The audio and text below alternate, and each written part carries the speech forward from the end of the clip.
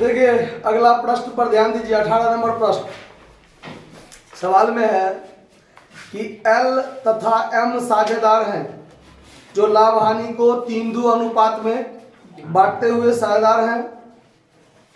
N को साझेदारी में सम्मिलित किया जाता है और लाभ में 1/10वां हिस्सा दिया जाएगा। मतलब जितना लाभ होगा उसका 1/10वां भाग उसको मिलेगा। ठीक है। एन को 80,000 रुपया पूंजी तथा अपने हिस्से की ख्याति लाना है। ठीक है। कहा गया है कि जिसे फर्म के लिए 1 लाख पर मूल्यांकित किया जाता है, मतलब उसको अपने हिस्से की ख्याति भी लाना है, जबकि पूरे फर्म का ख्याति 1 लाख है। पूरे फर्म का ख्याति 1 लाख रुपया है, लाना है। ठीक है। पुराने साझेदार ख्याति की आधी रकम क्या करते हैं, निकाल लेते हैं। पूंजी को अस्थाई मानते हुए जर्नल प्रविष्टि कीजिए। पूंजी को क्या मानते हुए, अस्थाई। और अस्थाई का मतलब है कि जो भी लफड़ा होगा पूंजी खाता से संबंधित उसको करंट अकाउंट के माध्यम से ठीक किया जाएगा।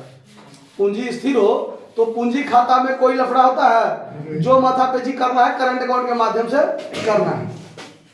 तो सवाल में है एल एम पुराना साझेदार है ना, तो यहां लिखते हैं हम ओल्ड रेशियो ऑफ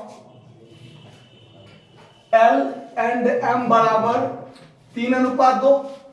एन नया साझेदार है ना, new partner N's new share 1/10। ठीक है। अब देखिए उसको अपने हिस्से की ख्याति लाना है, अपने हिस्से की ख्याति लाना है। तो उसका हिस्सा कितना, उसके लिए देखिए total goodwill of the firm जो है, total goodwill of the firm कितना है, 1 लाख। तो एन जो है नया साझेदार, N's share in goodwill, N's share in goodwill यानी कि प्रीमियम, कितना होगा, 1 लाख गुने 1/10, क्योंकि उसका हिस्सा 1/10 है ना, तो 1/10 यानी कितना उसको लाना है, 10,000 लाना है। और ये जो 10,000 लाएगा इसको कौन बांटेगा, एल और एम यानी पुराना साझेदार। किस अनुपात में, त्याग अनुपात में। पुराना अनुपात नहीं कहना है, त्याग अनुपात में। अब नया अनुपात नहीं है संयोग से, तो पुराना अनुपात ही त्याग अनुपात होता है, तो बताएगा त्याग अनुपात, कहेंगे त्याग अनुपात और काम देगा हमको पूर्ण के अनुपात, लेकिन कहना क्या है, त्याग अनुपात। अब नया नहीं है इसीलिए ना पुराना ही त्याग होगा। ठीक है। तो यहां लिखेंगे सैक्रिफाइस रेशियो, SR लिख दिए हैं शॉर्टकट में, पूरा लिखिए देते हैं।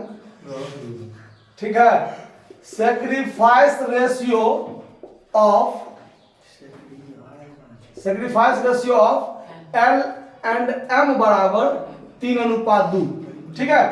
तो एल्स शेयर कितना होगा, L's share in premium, L's share in premium यानी प्रीमियम में, तो 10,000 गुने 3/5 मतलब 6,000, और एम्स शेयर इन प्रीमियम 10,000 गुने 2/5 4,000। बोलिए नहीं आप लोग, डिस्टर्ब हो जाता है ना।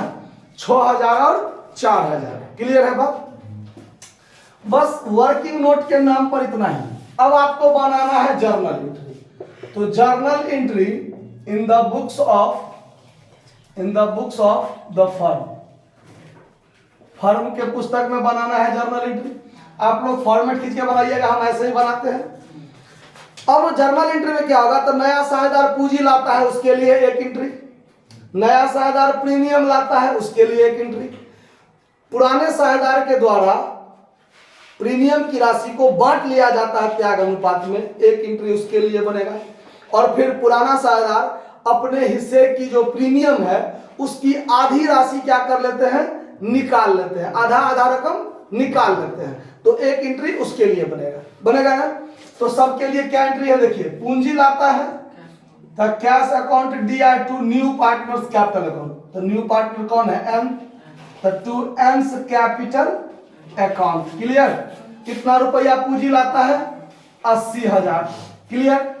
नया साझेदार प्रीमियम लाता है तो कैश अकाउंट दिया to premium account, to premium account कितना लाता है 10,000। अब इस 10,000 के प्रीमियम अब यहां आ जाते हैं। अब नया साझेदार जो प्रीमियम लाया 10,000 उसको कौन बांटेगा, पुराना साझेदार त्याग अनुपात में बांटता है।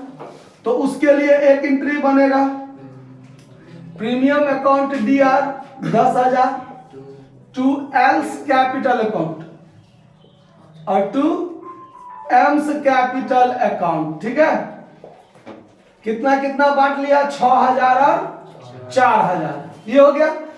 ओहो देखिए यहां जो है कैपिटल के स्थान पर क्या हो जाएगा, करेंट अकाउंट। क्या हो जाएगा, करेंट अकाउंट। समझ में आया ना बात कि कैपिटल अकाउंट के माध्यम से कोई लफड़ा नहीं होगा, जो लफड़ा फड़ जाएगा करेंट अकाउंट के माध्यम से। क्यों, तो पूंजी स्थिर है, पूंजी अस्थाई है।